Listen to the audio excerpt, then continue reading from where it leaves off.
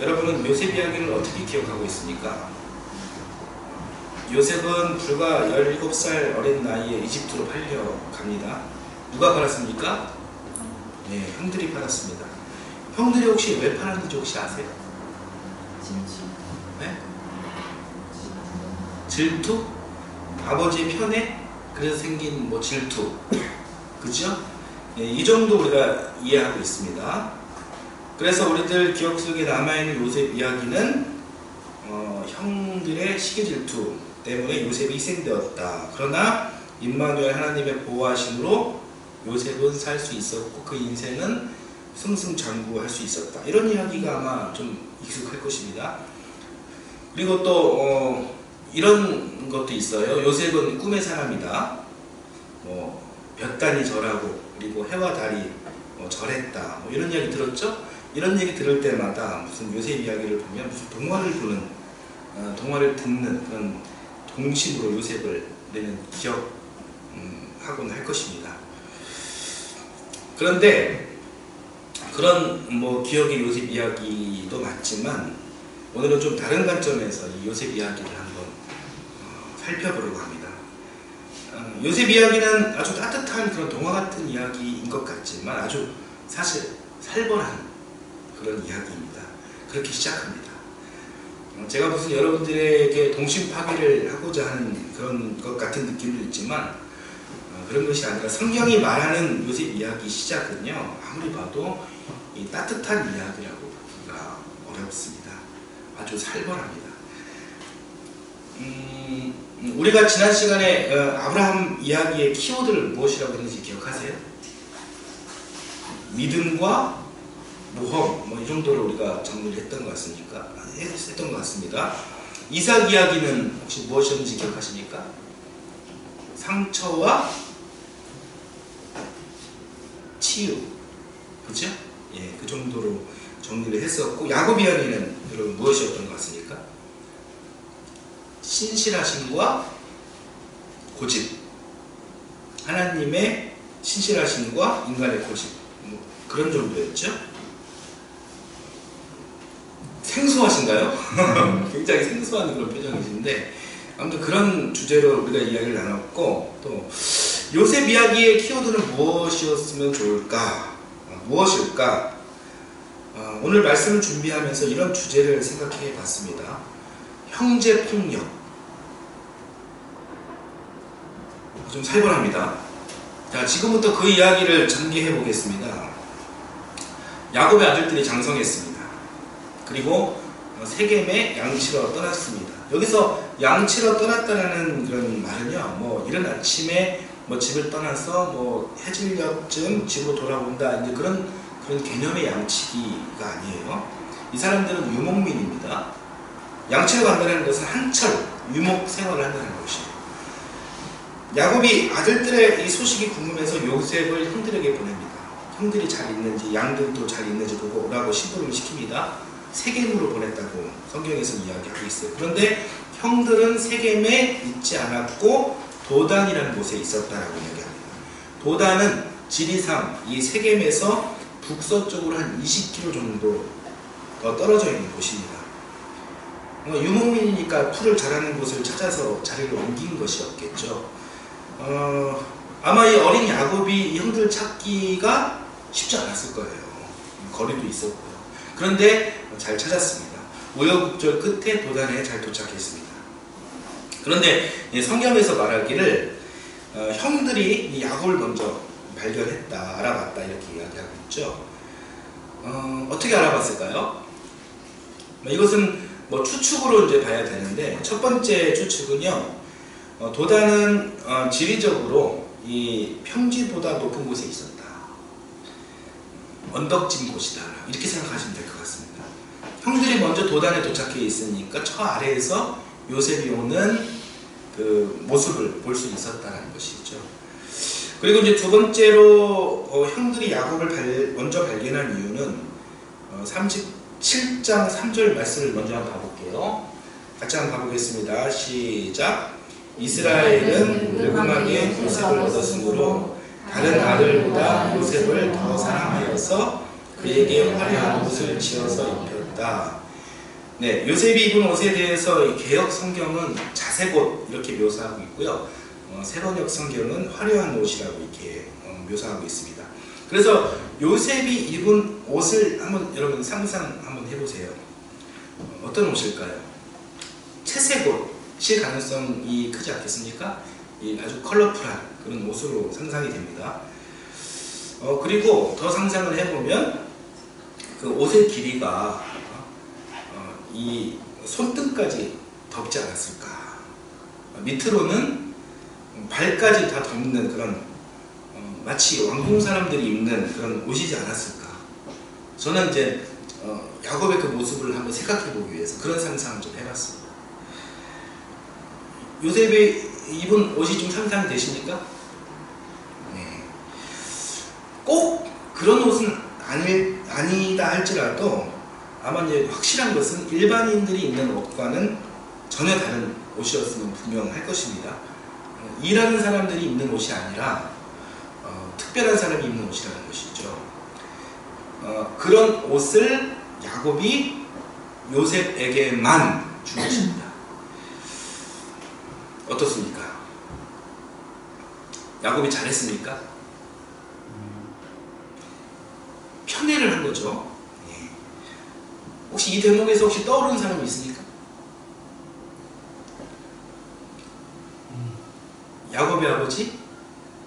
예, 이삭이 에서를 편애했잖아요. 어떻게 보면 야곱은 이 편애 때문에 굉장히 피해의식이 강한 사람일 수 있잖아요. 그 편애 때문에 야곱은 한평생 고생한 사람입니다.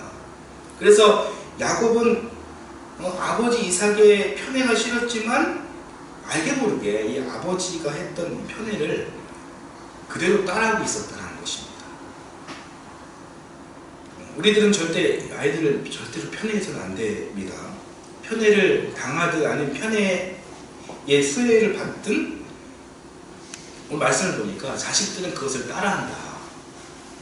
그것을 알 수가 있어요. 이 편애의 결과는 끔찍합니다. 이삭 이야기에서 보았듯이 이 에서와 야곱이 한평생 서로 반목하며 저주하며 그렇게 살게 됩니다. 그리고 오늘 요셉 이야기에서도 보겠지만 그 편애의 결과는 아주 참혹해요. 어떤 결과였는지 그 내용은 잠시 뒤에 보도록 하고요. 여하튼 이 형들은 이 화려한 옷을 입고 올라오는 요셉을 이제 먼저 발견했다는 것이죠.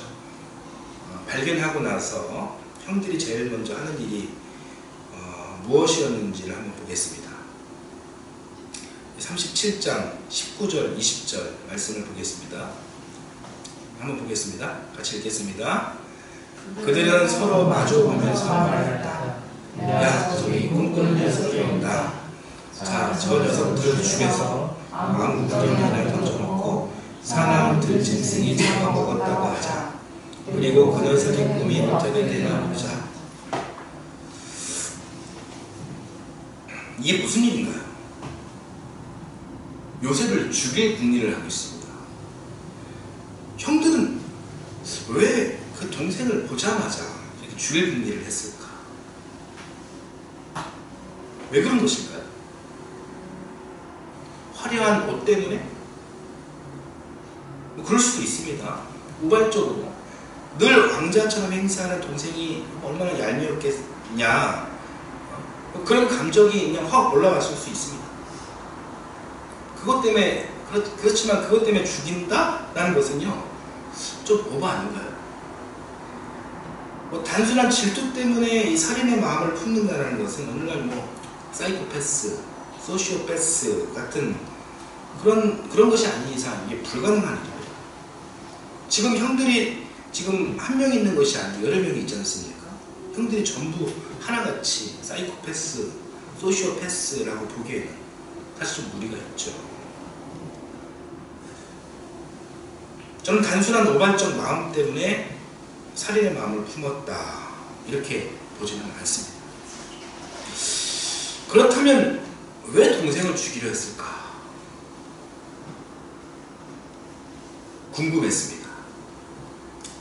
자, 이 답을 내리기 전에 제가 이 질문 먼저 한번 드려볼게요. 자, 요셉을 죽이자는 이 제안을 누가 처음 했을까요? 어떤 형일까요? 당황스러우시죠? 뭐 한 번도 생각해 보지도 않았고 뭐 이 내용은 성경에서 나오지도 않는 그런 내용입니다. 알 수 없죠. 알 수 없는데 우리가 좀 이렇게 좁혀갈 수는 있어요. 자, 일단 누구는 아닌 것 같아요? 그죠? 루벤은 아닌 것 같습니다.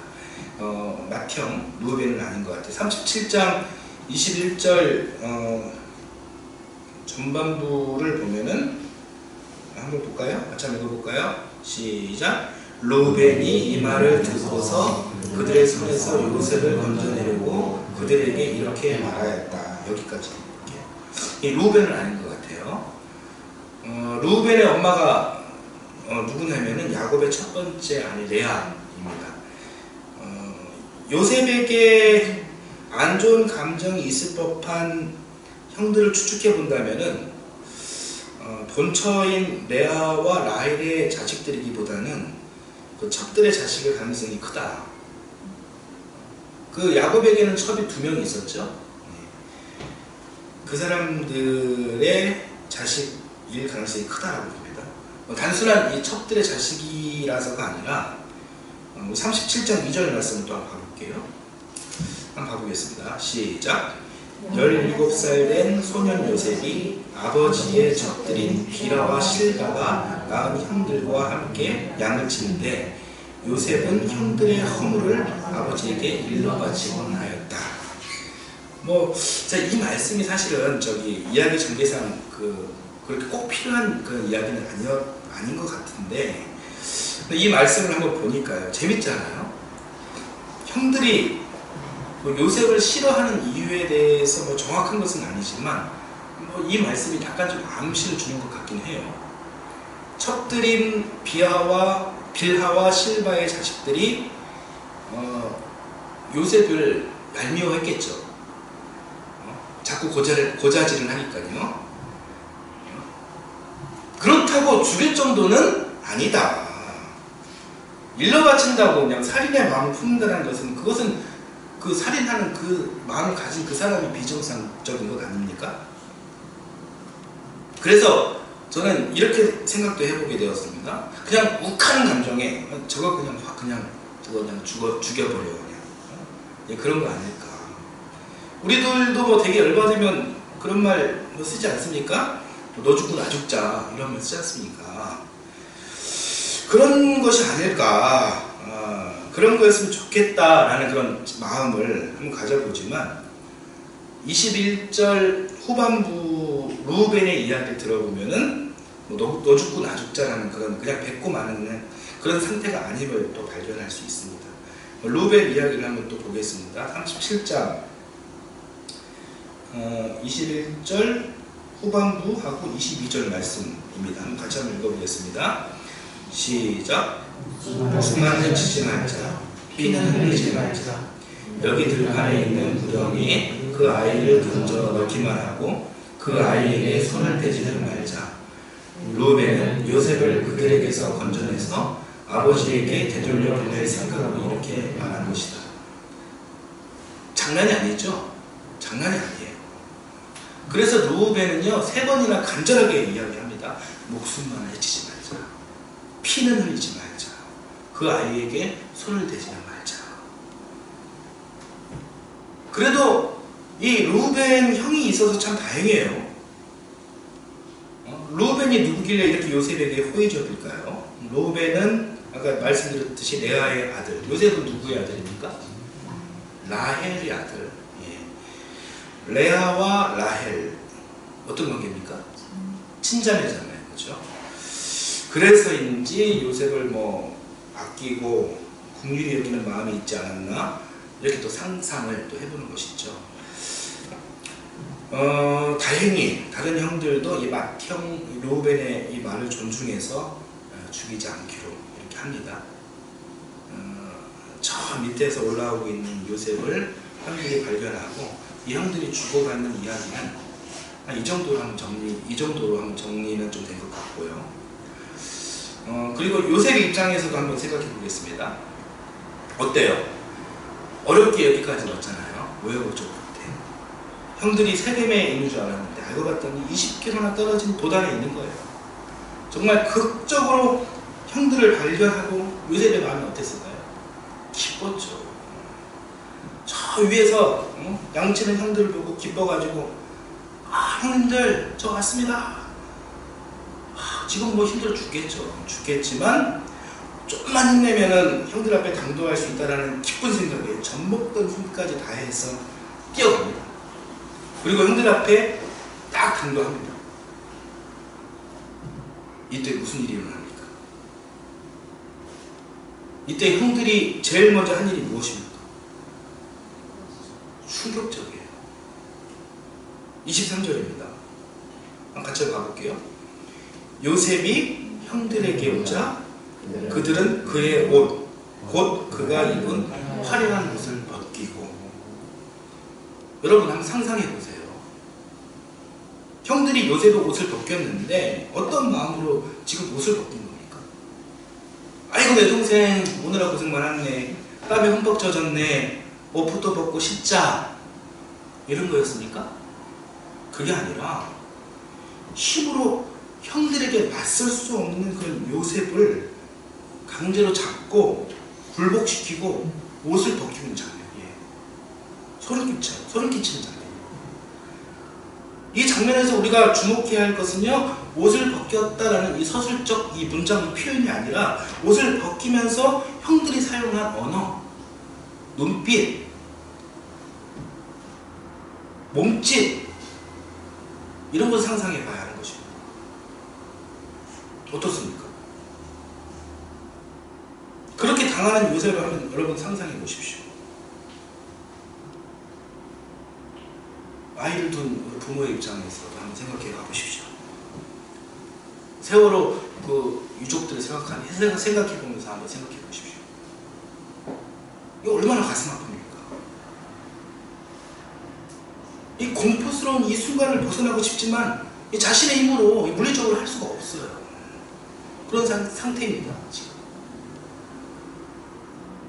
폭력이에요. 심각한 폭력입니다. 그 폭력 앞에서 이 형들의 살기를 보면서 두려움에 가득했던 이 요셉을 한번 상상해 보십시오. 그리고 다 벗겨졌습니다. 벌거벗겨진 뒤 구덩이에 던져집니다. 요셉이 얼마나 무서웠을까요?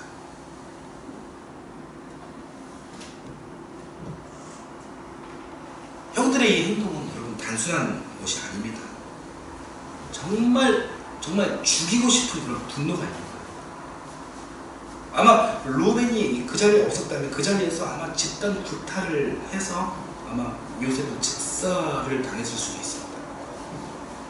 그렇게 구덩이에 요셉을 던져놓고 이 형들이 무엇을 합니까? 그 다음 장면이 무엇입니까? 25절 첫 번째 말씀을 보겠습니다. 첫 문장 읽겠습니다. 그들이 앉아서 소름 끼치지 않으세요? 진짜 무서운 형들인 거예요. 밥이 넘어가라고 합니다. 동생에게 저런 폭력을 행사하고 저런 양심의 가책을 느끼지 못하고 있다는 장면입니다. 이 장면을 보면 정말 이 형들 모두 정말 사이코패스다, 소시오패스다, 그런 느낌이 들 정도예요. 그리고 이제 밥을 먹고 있는데 이집트로 향하던 사람을 발견하고 그 사람에게 은순양의 요셉을 팔아먹습니다. 그리고 요셉이 입던 옷에 숫, 염소, 피를 묻혀 얼룩지게 하고 아버지 야곱에게 그 옷을 가져다 줍니다. 32절, 우리 32절 말씀을 한번 더 봐볼게요. 37장 32절 한번 읽어보겠습니다. 그들은 피 묻은 그 화려한 옷을 아버지에게 가지고 와서 말하였다. 우리가 이 옷을 주었습니다. 이것이 아버지의 아들의 옷인지 잘 살펴보시기 바랍니다. 이렇게 이야기하면 이 아들들의 감정을 한번 생각해 보십시오. 이 옷은요, 누가 봐도 요셉의 옷이에요. 그 옷을 아버지에게 들이댑니다. 들이대고 이 피묻고 찢겨진 이 화려한 옷이 아버지가 사랑하는 요셉의 옷인지 한번 스스로 살펴보라. 이런 이야기가 아버지한테 할 말입니까? 이런 이야기는요, 아버지에 대한 증오 없이는 결코 할 수 있는 이야기가 아니에요. 무섭습니다. 형들은 요셉을 왜 죽였을까요? 뭐 죽이지는 않았지만 사실 죽인 거나 다름없죠. 옷을 강제로 벗기는 폭력을 행사하고 또 물이 없는 구덩이에 던진 일, 이집트 노예로 팔아넘긴 일, 동생을 죽인 거나 다름없는 것입니다. 왜 요셉을 죽였을까요? 요셉이 무슨 큰 잘못을 저질렀습니까? 요셉이 무슨 죽을 짓을 했습니까? 요셉이 무슨 형들에게 먼저 폭력을 행사했습니까? 물론 형들의 허물을 아버지에게 일러바친 그런 철없는 잘못은 했죠. 어려서 그런 거 아닙니까? 잘못했다 해도 꿀밤 한 대 이렇게 맞고 끝날 일이지, 이렇게 죽이기까지 할 일은 아닙니다. 저는 요셉의 형들이 이 그 일 때문에 요셉을 죽이려 했다고 보지는 않습니다. 형들이 요셉을 죽이려고 했다는 것은요, 형들 마음에 우리가 그동안 생각해보지 못한 엄청난 그런 분노가 숨어 있을 가능성이 크다라고 봅니다. 이 분노가 과연 어디서 왔을까? 무엇일까? 어떤 사건이 있을까? 여러분 혹시 그 떠오르는 사건이나 일들이 있습니까? 다시 말하지만 고자질, 좋은 옷, 이 구석구석 이 성경이 암시하는 이야기를 보면은 그 정도 문제를 죽였다라고 보기는 어렵습니다. 이 충격적 사건의 원인을 형들의 시기, 질투, 그 정도로 우리가 이해하면은 지금 이 역사도 하나님께서 전개하시는 거거든요. 이 하나님의 이 뜻을 전혀 발견하지 못하게 되는 것입니다. 그냥 형들이 어리석었네, 죄인이네. 반면 야곱과 요셉은 피해자네. 저런 상황 속에서도 요셉이 위기를 지혜롭게 극복하고 모면했네. 역시 족장사 주인공은 역시 달라, 멋있어. 무슨 위인전 읽듯이 요셉 이야기를 이렇게 읽고 넘겨버리는 오류를 우리가 또다시 겪게 된다는 것입니다. 하나님의 뜻과 의도는 다른 곳에 있다는 거예요. 우리는 이 이야기를 통해서 하나님의 뜻과 의도를 발견하고 깨달았으면 좋겠습니다.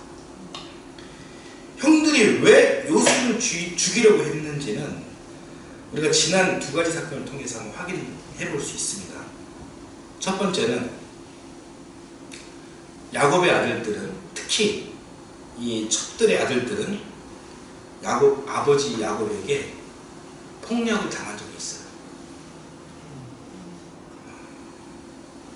성경에서는 야곱의 아들들을 물리적으로 때린 그런 적은 말하지 않습니다. 그러나 그런 폭력만이 폭력이 아니죠.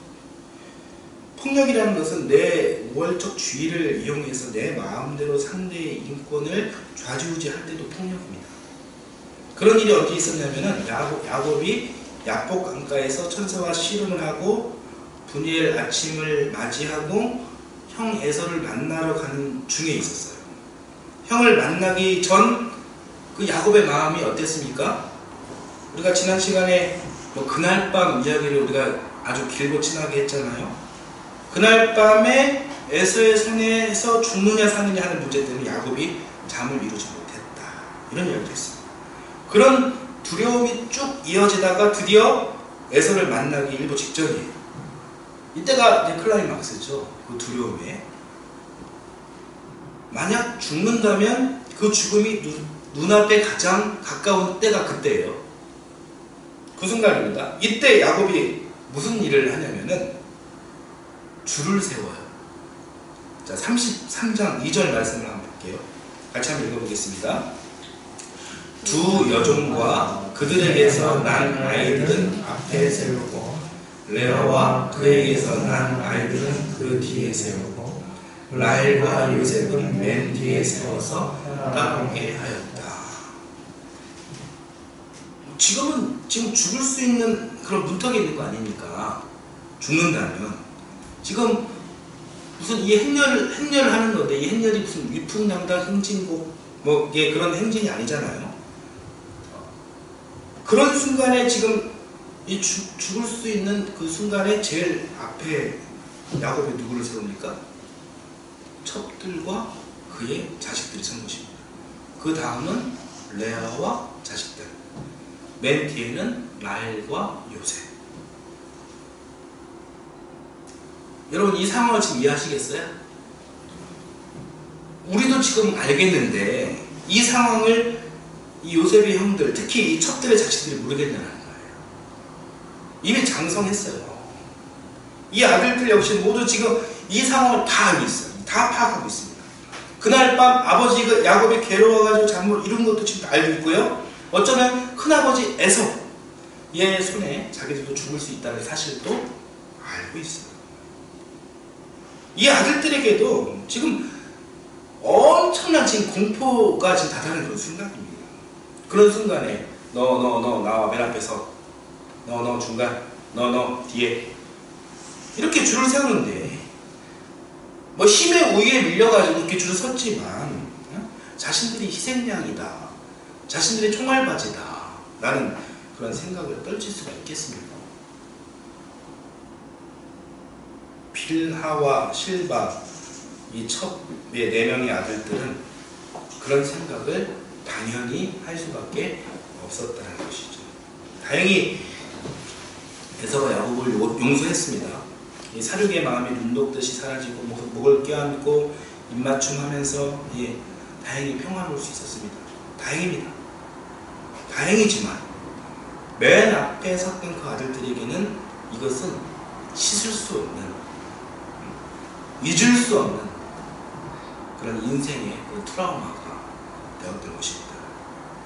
에서의 군대가 돌아가는 장면을 보면서 제일 안도감을 느낀 사람이 누굴까요? 야곱일까요?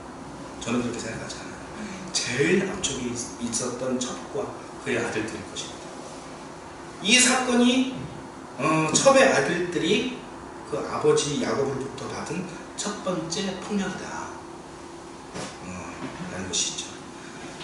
우리가 이제 지난 시간에 이미 보았지만 이삭은 그 아버지 아브라함으로부터 엄청난 폭력을 당했죠. 모리아산에서 제물이 되어가지고 큰 칼을 들고 자기를 죽이려고 했던 이 아버지 아브라함의 이해할 수 없었던 행동, 그 행위 자체가 이삭에게는 엄청난 그런 폭력의 경험이었습니다. 그것이 이삭 평생의 트라우마였다고 지난 시간에 말씀을 나눴어요. 마찬가지로 야곱의 첫 아들들에게도 이날 에서를 향해 가는 이 행렬의 맨 앞에 세워진 이 공포, 이 역시 모리아산 폭력 못지않은 결코 뒤처지지 않는 그런 일이다라고 생각합니다. 이 아들들은요, 야곱으로부터 사랑받지 못했습니다. 존중받지 못했습니다. 어떤 사람들은 사랑하니 때린다 이런 표현도 하죠. 맞는 말입니까? 평화를 위해 전쟁을 한다, 맞는 말입니까? 사랑과 폭력은 결코 같이 갈 수 없죠. 폭력은 왜 생깁니까? 사랑이 부재해서, 사랑이 결핍돼서 폭력이 생기는 것입니다. 야곱이 아마 진정으로 이 아들들을 사랑해 주었다면 요셉을 죽이려 하는 이 비극적인 블랙 코미디는 아마 없었을 것입니다. 자, 형들이 왜 요셉을 죽이려 했는지 두 번째 사건은 이 세겜성에서의 일이에요. 야곱의 딸 디나가 그 도시 사람들에게 성폭력을 당했죠. 당하자 디나의 오빠들이 세겜성 사람들을 사륙합니다. 엄청 잔인하게 사륙합니다. 34장 27절 말씀도 한번 봐볼게요. 보겠습니다.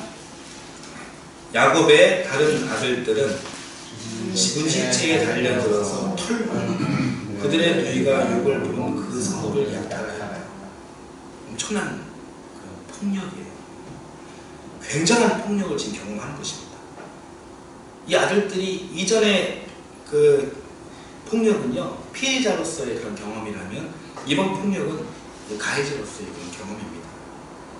이 본문은 굉장히 그냥 끔찍한 그런 이야기예요. 사람을 죽인 것도 모자라서 시체들을 털고 약탈했다. 그 위에서. 이게 제정신이에요. 제정신으로 할 수 있는 일입니까? 이것은 인간으로서 하지 말아야, 넘지 말아야 할 선을 넘은 그런 행동을 한 것입니다. 그리고 이 폭력을 이 아들들이 이루고 나서요, 이 아들들은 전혀 형벌을 받지 않았어요. 이 자식들이 여기에서 무엇을 배웠겠습니까? 아, 내가 힘이 세면 폭력으로 모든 욕망을 다 이룰 수 있구나. 여기서 이름을 학습한 거예요. 그리고 이 사실을 뒤늦게 알게 된 야곱이 아들들을 나무래요. 그때 아들들이 뭐라고 이야기하는지 아십니까? 이 34장 31절 말씀 드릴게요. 그들이 대답하였다. 그가 우리 노예를 창녀 다루듯이 하는데도 그대로 두라는 말입니까? 이 아들들은요, 지금 자신들이 한 이 살육을요, 정당화하고 있는 것입니다. 이제 못 말려요. 그 지경에 이르는 것입니다. 요셉의 형들은 세상의 폭력을 경험했고, 특히 세겜에서 많은 것들을 체득한 것입니다. 오늘 본문을 잘 보면요, 요셉의 형들이 양치로 간 곳이 어디라고 합니까? 세겜인데, 이 세겜에서 도단으로 가는 것이잖아요. 세겜을 거쳐서 갔잖아요. 이 형들이 세겜에 와서 보니 어때요? 옛날 생각이 나죠. 떠오를 수밖에 없죠. 그러면서 자기들끼리 엄청난 그런 영웅당 그런 이야기를 주고받았겠죠. 아, 내가 여기에서 세겜 도시의 용사들을 내가 죽였는데, 승리했는데, 그때 짜릿했는데, 이런 얘기 주고받았겠죠. 자기들끼리 했을 거란 말입니다. 그러니까 어떻습니까? 이 폭력을 경험한, 학습한 이곳에 이르니까 피가 끓고요. 이 폭력성이 다시 꿈틀꿈틀 됐을 것이라는 말입니다. 그리고 나서 얄미운 요셉을 만난 것입니다. 그리고 요셉에게 폭력을 가한 것입니다. 두 가지 사건이에요. 형들이 왜 요셉을 죽였는지 여러분 좀 이해가 되십니까? 요셉 이야기 이 주제는 형제 폭력입니다. 나는 형제가 없으니 나랑 상관없는 이야기네. 이런 분 계시나요? 아니면은 나는 형제가 두터우니 나랑 상관없는 이야기네. 이런 분 혹시 계실 수 있을까요? 여기서 이야기하는 형제 폭력은요, 우리 인간들 안에 내재되어 있는 그런 폭력성을 고발하는 것입니다. 인간의 폭력성이 어디서 왔을까요? 인본주의는 인간 중심이다 보니 한계가 있습니다. 그 한계는 폭력을 정당화하는 것입니다. 위에서 잠깐 언급한 평화를 위해 전쟁을 한다고 하고요. 그리고 문명이 변화 발전하면 누군가는 소외될 수 있다고 말합니다. 어쩔 수 없는 이 상대적 박탈감, 소외감을 정당화합니다. 어떻게 보면은 이런 것도 폭력입니다. 결국 인본주의는 이 폭력을 정당화하는 것입니다. 그러나 성경은 달라요. 오늘 우리가 창세기 여행 35번째인데 35번째인데 우리가 이 창세기 여행을 하면서 우리가 무슨 이야기를 일관되게 보고 있습니까? 하나님의 창조 원리인 절대 선 그리고 아가페입니다. 하나님은 사랑이십니다. 그 사랑은 신실한 사랑입니다. 반드시 약속을 지키는 사랑입니다. 신약으로 가면 그 사랑의 실체에 대해서 예수님이 증언합니다. 이 피조물을 사랑하는데 이 사랑의 깊이가 얼마만큼 깊냐면 그 사랑은 창조주 신이신 자신이 죽기까지 사랑하신다는 거죠. 그리고 그 약속을 이 신실하신 이 하나님은 그 약속을 지키기 위해서 실제로 죽으셨어요. 이게 하나님 사랑의 신실함의 정수죠. 정수. 그런데 이 피조물인 사람은 이기와 욕심이 자라서 형제 폭력을 일삼았습니다. 가인과 아벨의 폭력, 에서와 야곱의 폭력, 그리고 요셉의 형들의 폭력 이야기로 연결되는 것이죠. 여기서 끝이 아니죠. 이 역사 이후에 수많은 사람들의 폭력 이야기가 계속 등장합니다. 그리고 거슬러 올라와서 세월호 이야기도 똑같은 맥락이 있는 것이죠. 이 형제폭력 이야기는요, 이 피가 섞인 그 형제만을 이야기하는 것이 아닙니다. 그만큼 가까운 형제들을 사랑하지 못하고 형제 사랑을 위해 주신 자유의지를 이 폭력으로 행사하는 인간사를 고발한 것입니다. 다시 절대선 아가페 사랑으로 돌아오라는 그런 메시지인 것입니다. 형제폭력, 즉 마땅히 사랑해야 할 대상에게 강한 폭력, 이것이 과연 어디서 온 것일까요? 이것은 인간의 약함과 악함에서 빚어진 것입니다. 야곱이 보여준 모습을 한번 생각해 봅시다. 몹시 두려워했던 야복 강가에서의 그날 밤을 여러분 보십시오. 극도로 괴로웠던 그런 인간적 약함이 있었습니다. 바로 그 자리에서 폭력이 만들어진 것이죠. 힘의 우위를 사용해서 첩의 아들들에게 폭력을 가한 것이죠. 그리고 그 폭력을 받은 그 아들들을 또 다 보세요. 이 아들들의 인생은 폭력의 트라우마로 얼룩지게 됩니다. 그래서 사는 게 화를 품고 삽니다. 늘 화가 나 있습니다. 이 화는요, 이 세상의 악함의 영향을 받은 것입니다. 그런데 이 화난 상태에서 동생 진아가 강간을 당했어요. 잘 걸렸다. 자신의 화를 다시 화로 분출하는 거죠. 그것이 폭력이에요. 폭력을 행사합니다. 인류의 역사는 어쩌면은 이 두 가지, 즉 약함과 악함 속에 이 폭력을 행사하고 그 폭력을 정당화하고 있는 줄 모릅니다.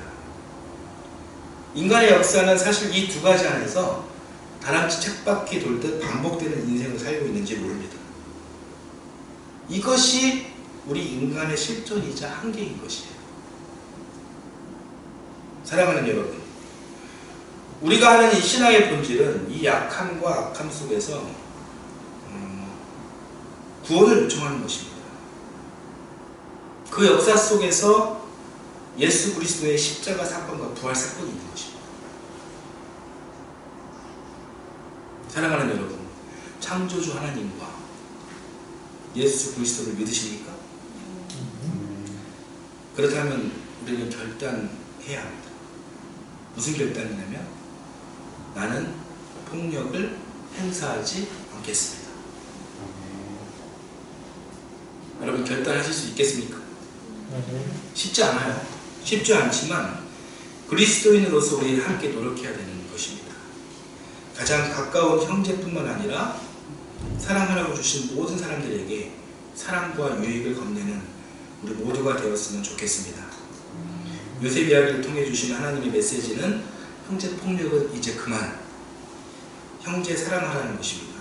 용기 내어서 우리가 용서를 구할 것은 우리가 구하시고, 그리고 또 용서할 것은 용서하시기를 바라겠습니다. 함께 찬송하겠습니다. 218장